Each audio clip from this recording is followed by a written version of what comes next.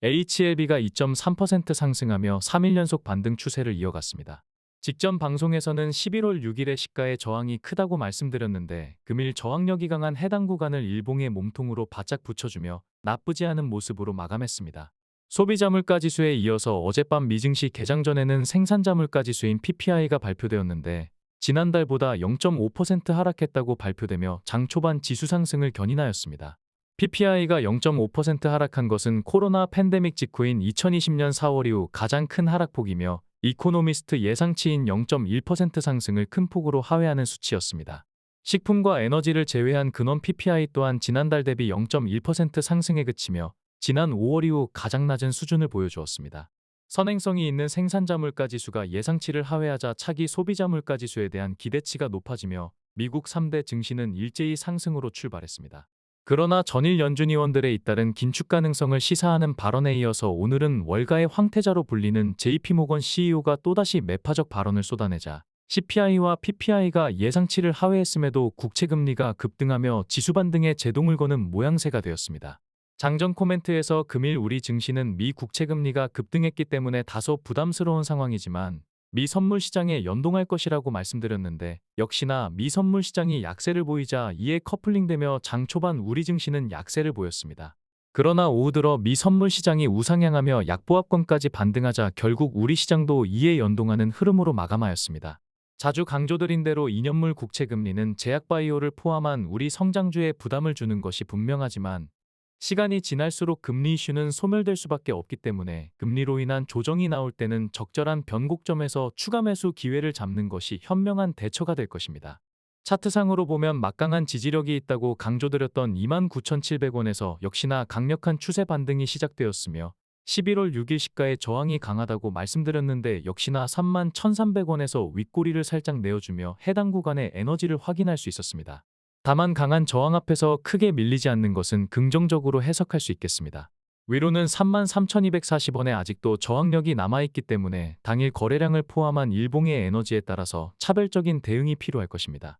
HLB 생명과학은 지난 방송과 크게 달라진 것이 없으며 HLB의 추세를 따라가는 흐름으로 전개되는 모습입니다. 역시나 11월 6일의 시가가 저항으로 변모했기 때문에 해당 구간을 돌파하기 위한 숨고르기를 보여주고 있습니다. HLB제약 역시 분위기가 크게 달라지지 않았기 때문에 지난 방송을 참고하시기 바라며 생명과학과 비슷한 궤적을 그리고 있습니다. 역시나 11월 6일의 시가를 뚫어내는 것이 단기적인 과제가 될 것입니다. HLB 테라퓨틱스는 8월 1일에 거대한 일봉이 막강한 저항력으로 자리하고 있기 때문에 해당 구간에서 고전하는 모습입니다.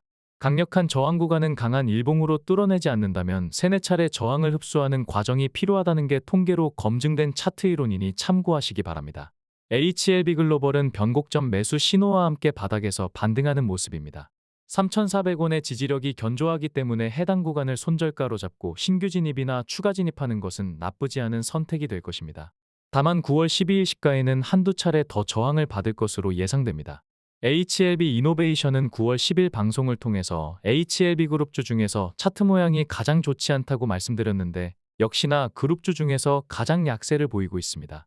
2,340원이 깨지면 2,145원까지 열려있기는 하지만 현재 위치는 반등 확률이 통계적으로 더 큰 자리이기 때문에 신규나 추가 대응하기에 좋을 것입니다. HLB 파나지는 3,430원이 지지 구간이기 때문에 추가 대응을 권장했는데 이후 해당 구간을 지지삼아 반등이 나와주는 모습입니다. 미보유하신 분들이나 추가 대응하실 분들은 3,430원까지 조정을 보인다면 역시나 매력적인 매수 기회가 될 것입니다.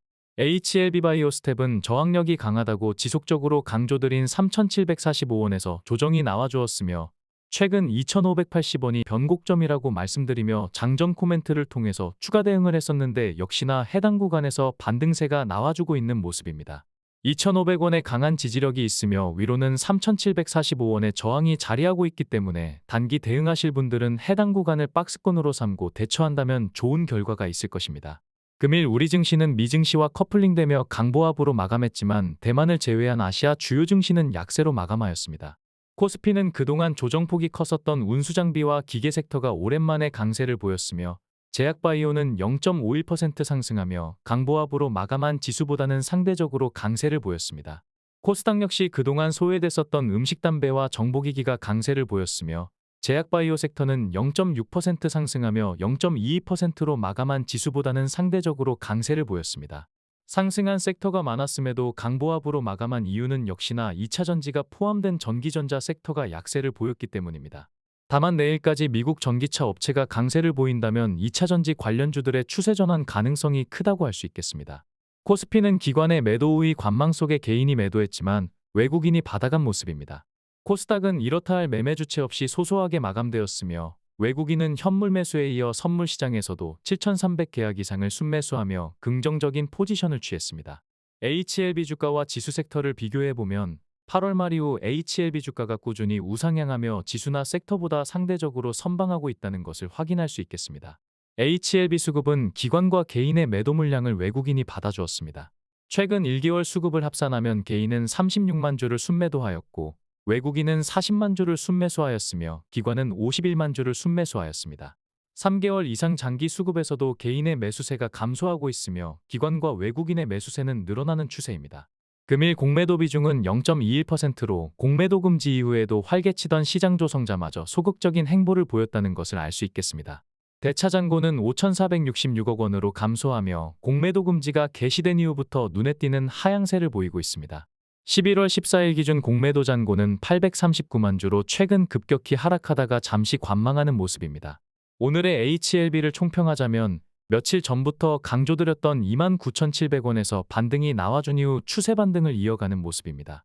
공매도 금지 개시 직후에 상승분을 전부 반납하다 보니 개인들의 실망 매물이 출회되고 있으며 기관과 외국인들의 매수세가 증가하는 것은 긍정적이라고 할 수 있겠습니다. 고점에서 상승 탄력을 유지할 때는 개인들의 신규 유입이 유용하지만 바닥 구간에서는 기관과 외국인 주도의 수급이 좀 더 중요하다고 할 수 있겠습니다. 지난 방송에서도 말씀드렸지만 신약 승인 여부가 결정되는 내년 5월이 다가올수록 조급한 것은 공매도 세력이 될 것입니다. 최근 출량파 멤버십 추천 종목은 여전히 지수보다 높은 투자 성과를 보여주고 있습니다. 얼마 전에 지수가 연초 수준까지 하락했음에도 투자 성과가 나쁘지 않았다고 말씀드렸는데 지수가 약세일 때도 수익률이 견조했기 때문에 지수가 강세를 보인다면 당연히 비례적으로 좋을 수밖에 없을 것입니다. 제약 섹터에서는 최근 HLB보다 단기 강세를 보이는 종목들이 많습니다. 너무 한 종목에 몰입하기보다는 다양한 종목에 분산 투자하는 것이 멘탈을 유지하는 효과적인 방법이 될 것입니다.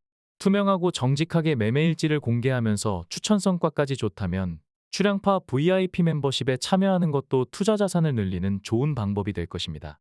이상으로 금일 방송을 마치겠습니다.